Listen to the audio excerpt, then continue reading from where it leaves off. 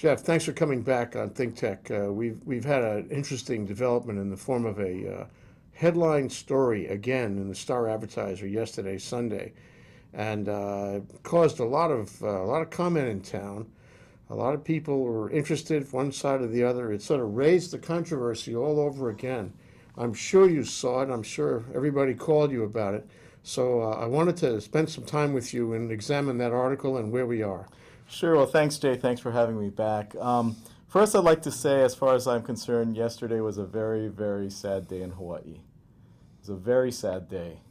After almost a decade of trying to build a tech sector here, and after the governor and lieutenant governor doing the right thing to veto SB 2401 and SB 2001 and start to heal some of the very deep wounds that have been created over the past 8 years, once again, the wounds have been reopened, and we have negative press, misleading, negative, factually incorrect, negative press spin that at the end of the day doesn't hurt investors as much as it hurts the companies. As far as I can tell, the data on which this article is based was published in September 2009. So what's happening if there's no news and yet this is the dominant article in the newspaper on a Sunday? Well, I think, and perhaps Sean should have interviewed someone at DBED and gotten some quotes from people at DBED, whether it's Pearl Aboshi or Ted Liu or whoever gave him this information, and ask him exactly that question. And, Sean's a good journalist, but to the best of my recollection, Sean is aware of these prior reports because I think I've talked to him about it, and I'll double check. I think it was him or other reporters at the Advertiser who have previously published articles about this report and others like it that I have in my hand right here. Did he talk to you about in his defense, he left me 2 voicemails, but I was really busy and I didn't have a chance to call him back before his deadline. And, that's how journalism works. But, we also have businesses to run. When he called you, did he tell you this DBED report had come out? He didn't say it was DBED. I think he said something about there was some kind of report in 221 and job creation or whatever. And I just didn't have, I don't think he said that it was a DBED report. So what kind of a record does DBED have in providing these kinds of, unscheduled reports, if you will? Where has DBED stood over the years about 221? Well, I think the public record is pretty clear that DBED and Director Liu have been anti-221 for, much of the 8 years that have gone by. Nobody has to believe me. They can, hopefully that the old articles from the Advertiser are still available online. But this conversation about jobs and numbers, I mean, it's you can't remember all the times this happened. Yeah. It comes and goes every year or more frequently than that. This argument about whether 221 is working or is a scam or an abuse has been going on since 2002. Right. And what's remarkable is that it's still going on, even though 221 is over at the end of the year. It's dead. Right. So why is this news? Is my question. Why is this on the front page of the newspaper? Well, in terms of any new data being released, as far as I can tell, there's no news here because it was published in September 2009. What's news is DBED. This report is, I don't know how many pages from the tax department, like 20-something pages or 16 pages, and there's others that are longer. DBED issues a 2-page report. But more important, regardless of DBED or not, the numbers here just look wrong. It reports that, first of all, it reports 141 companies, reported and filed, I assume, based on these forms that were filed. The tax department report here says for 2008, 180 companies filed. So, where are the other 39, 40 companies? I mean, people can argue about how, you count jobs or whatever, but are we to the point we can't even agree how many companies filed the report? Are we at a point that they think the tax department can't even count the number of companies that filed a report with them, that the companies exist or they made a filing? Does he try to distinguish the information he has from DBED yesterday's to reconcile it? Sunday, July 18, 2010 article by Sean Howell makes no reference to the prior reports done by the Department of Taxation. What's happening here? I mean, let's zoom back for a moment, Jeff. What's happening? Well, they get a report. It's a kind of spurious report from DBED. It's another one of many, so many spurious reports that are intended to do nothing but attack 221, even though it doesn't have any effect because the act is over at the end of the year. Okay, and the newspaper puts it on the front page and attacks 221. Everybody walks around shaking their heads saying, oh, gee, that's an abusive bill. So what's going on here? What's the larger process? Well, I'll talk about the politics in a second, but before that, I think the facts are critical. Numbers. Just take examples of facts that you found questionable. Okay. This Sean Howe's article reports that according to the DBED report, the 59 businesses who had full-time employees only had 697 people on their payrolls. 697. According to the Department of Taxation report I have in my hand right here, for the same year, 2008, the full-time employees was 1,375. So almost twice as much for full-time employees. It's also very, very misleading to exclude part-time and temporary employees because a lot of people in Hawaii, a lot of startups, hire people part-time, movies do, and a lot of people in Hawaii got to work 2 or 3 jobs to make ends meet, and part-time jobs just as important. I jokingly said this in the legislature. Every legislator has a part-time job. They get paid for a part-time job. They sometimes work full-time, but are all legislative jobs somehow illegitimate because they're not full-time, they're just part-time? So part-time jobs, 156, temporary seasonal jobs, 242, but here's the big one. Independent contractors, 2,781, more than twice the number of full-time jobs. Independent contractors are like construction workers. For the film deals, a film's a short period of time. They're full-time employees for, let's say, a carpenter company or a construction company, but they're an independent contractor just for the individual project. And so basically my count, the total jobs was in the DOE tax report was 4,554, and DBED's reporting 697. Now this is analogous to articles we saw way back in 2002, 2003. So can you explain the disparity here? I mean, what is the reason this happened? Well, I mean, we can assume that Sean Howe has read his earlier articles. Well, I think I can assume that because to the best of my recollection, I've discussed them with him in detail, unless it was another reporter, and the advertiser previously reported on these other reports. That's why it boggles my mind that Sean's not aware that these other reports exist and that this DBED report contradicts them so significantly. But let me give you just a couple of real important facts. The most important thing about job creation is not the number of jobs. The most important thing is compensation paid, and salary paid or independent contractor compensation. So 2008, the same year we're talking about a total of $225,835,927 that was paid in job compensation by Act 221 companies in 2008. Payroll, what they're talking about, full-time jobs, or it could be part-time payroll as well, 119,109 million, not thousand, million, 119 million. Scientific contractors, 18,694. Performing arts contractors, film, TV, crews, and cast, 65,312,162, and other contractors, 22,720. So the total we have here is job compensation by these Act 221 companies in 2008 of 225 point more according to million. the statutory report. According to the statutory report from the Department of Taxation. Now, if DBED thinks this is... So the DBED report gives a different number. No, DBED report doesn't report these numbers. I haven't seen it, so in fairness, I haven't seen it, but that's the other thing. I mean, if DBED wants to publish some kind of report, maybe the public should see it, and it doesn't just go to the press, and maybe, people who are involved in the process at least can comment on it before it's published. But these numbers I just gave you, it's not that DBED published some other numbers that I'm disagreeing with. These compensation numbers weren't even published. The Sean's report... Okay, what I'm looking for are examples of statements in that article that you disagree with. Sure, okay, statements in the article. Well, one... And I don't want every one of them. Okay. I just want some examples. Okay, the main one, number of people on payroll, 697 versus... You mentioned that. Okay. What else? Number of patents. I think the article said 64.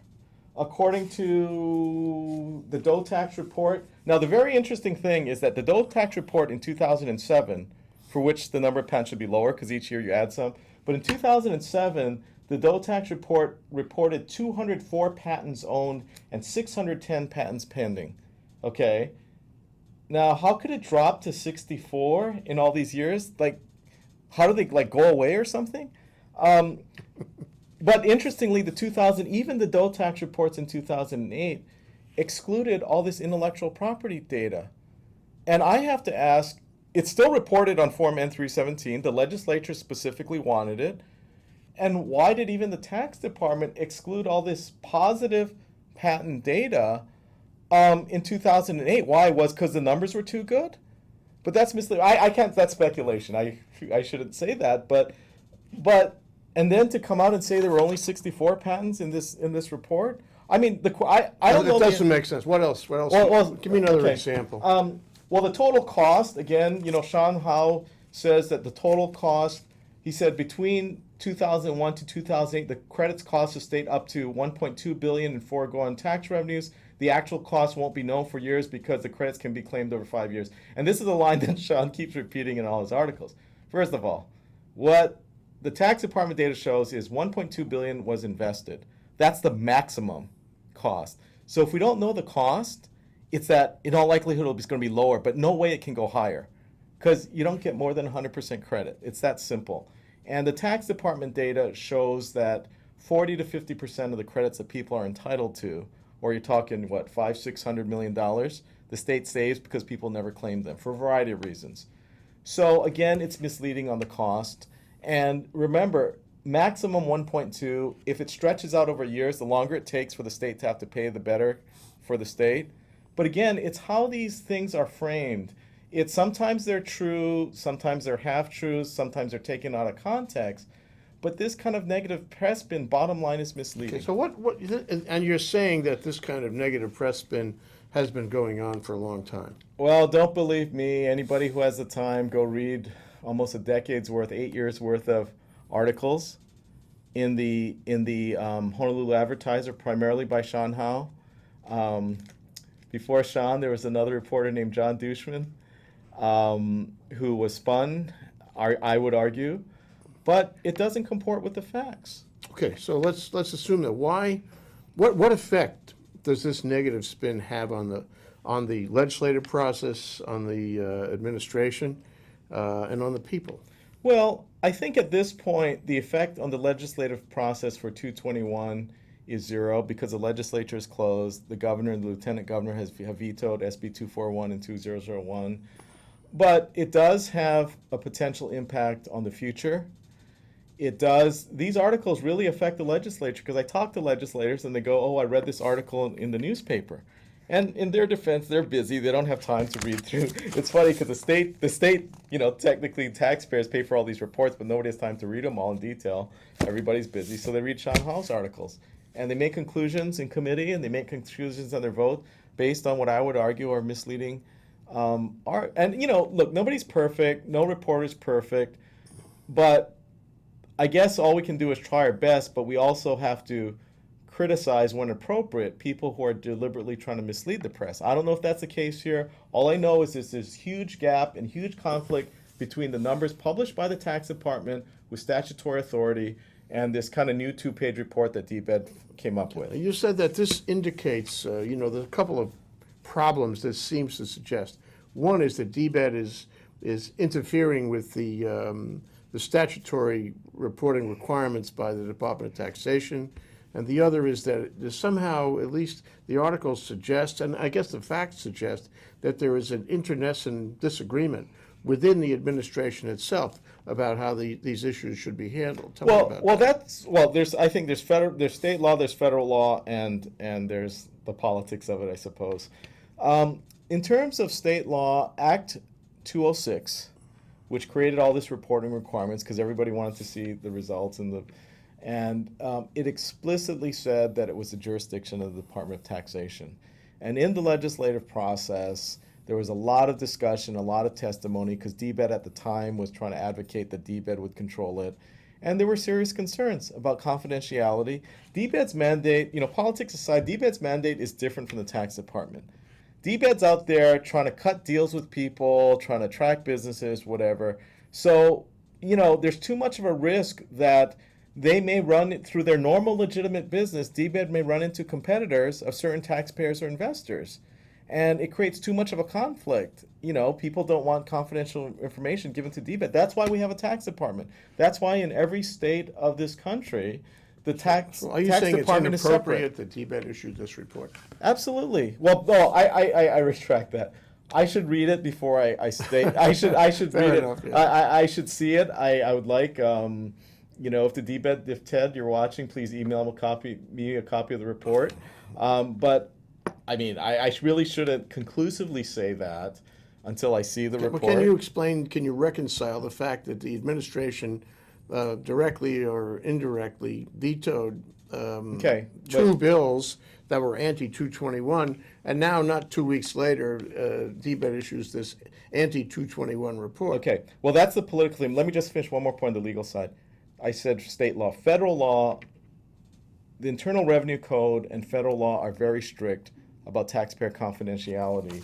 And I've done some preliminary research, but basically, the penalties for inappropriate disclosure of tax information, there's criminal penalties, including a felony for the willful unauthorized disclosure of tax information, a misdemeanor for the unauthorized inspection of tax information, like if you look at somebody's tax return when you're not supposed to, even though somebody else got it and not you, that's still a criminal act. So are you saying that these laws make it illegal for one government agency in the state government to reveal this information to another government Yes, agency? if they're not the tax department. The tax department has special authority from the Internal Revenue Service and the feds because they have to have all these controls for confidentiality in place. Well, is there any indication in the article that the report reflects an inappropriate transfer of information? There's no conclusive evidence that happened, but the question I have is, if that didn't happen, where the hell does DVED get all these numbers from? That's my question. It's a question, not a statement. And But as you mentioned before, the numbers they got are inconsistent with the numbers that the tax office reported earlier. So how can DBED have numbers that are inconsistent with the tax department numbers that are based on tax filings that have any legitimacy? And unless they took the filings and interpreted them something different, but the kind of detail they were talking, or that it seems they're talking about, I don't know how anyone in any circumstance can responsibly report on those numbers without having access to the confidential tax information. So that raises the question, and by the way, there's also civil causes of action for the taxpayer whose information has been inspected or disclosed in a manner not authorized by this section. Was there any disclosure of an inappropriate disclosure in the article reflected, from the report? It's very hard to tell. I mean, the statute allows for the disclosure of the names of the QHDBs. And the statute, Act 206, specifically says that the tax department is to report data on an aggregate basis to protect confidentiality. The thing that raises questions in my mind is, okay, you have the aggregate data, you can have the total salaries, you have the companies, names of companies, but how do you know which companies had full-time employees or not? Unless you had data to match up the companies, okay, and what data are you using? Well, couldn't you go to the Department of Labor? Well, there's been talk of that, and that's very interesting. It's an interesting question in my mind. Department of Labor is, the payments that are made as part of tax filings, with employee withholding. Maybe there's a technical legal loophole there, and, that's, if it gets litigated, it's for the lawyers to fight out. But I'm thinking, even if it's that's not in the spirit of the law, and maybe there's a technical loophole. I haven't researched it. Maybe I will. Okay, well, let's go back to my question about whether this reveals or is some indication that there are factions within the administration that don't agree on 221 and what should be said to the press and what characterization should be made about these statistics. Okay. Well, for me to say that, for me, it would be pure speculation because I have no first-hand knowledge. What I can say is this. The data reported by DBED, the benefits are much lower than the data reported by the tax department, okay? And so what we know as a factual matter as of today, the day after this article, is that the DBED report, in many ways, are in direct conflict with the tax department's report, okay? Why it's that way, that's not for me to say, and maybe reporters will find out, maybe, but we know that they're inconsistent, number one. Number two, I'll go as far as saying that, the governor and the lieutenant governor, I think, did the right thing with vetoing SB 2401 and SB 2001. And those were the bills that would have retroactively suspended credits for Act 221 investments already made unconstitutional and all that, and ended 221 early retroactively. And I don't care what issue it is, but for someone within administration to come out with something like this shortly after those vetoes. Yeah, what does it mean? I don't know what it means, but I think I can tell you what I think it does. I think it undermines the credibility of the governor and the lieutenant governor. Arguably, she got points on the vetoes. Well, and does she get points on this report? Well, that's what I mean. And that's why I don't fully understand what's going on, because, the governor, people in the business community, people who I've talked to, people in tech community, were saying, the governor got it right this time on those vetoes, as did the lieutenant governor.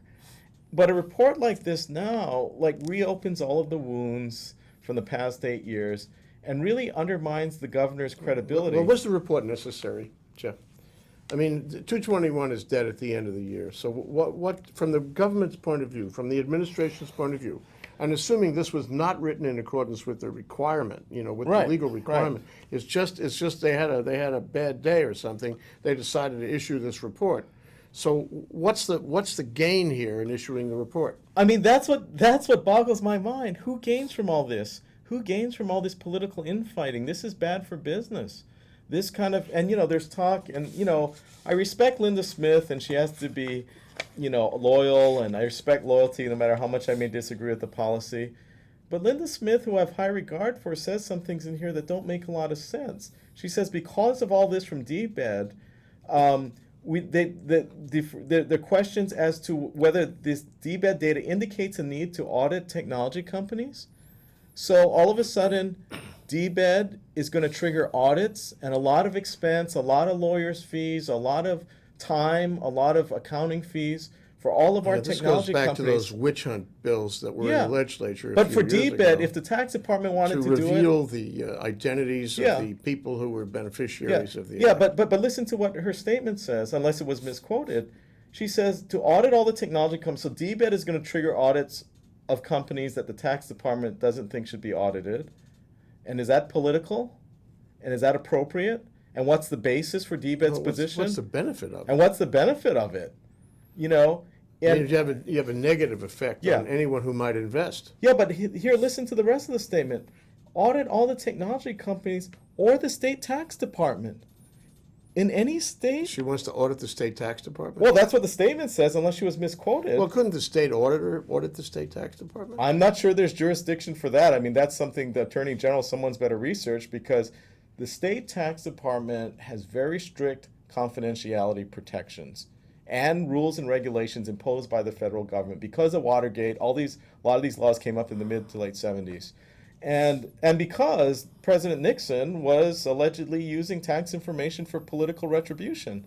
And so there are these, and my concern is, okay, if either now or in the future, confidential tax information, 221 or not, from the state is released to DBED, whether that triggers, legal liability that could be criminal. Going to the 50,000-foot level on this. So we have another attack on 221, just the same way we've seen over and over again over the past 8 years, and coming from DBED, where it's usually come, and we have it being fed to the newspaper and not to the public, and then the newspaper puts their own spin on it, and the spin is the same kind of spin we've seen over the past 8 years. And spin contrary to the facts. Spin contrary to the facts. Okay.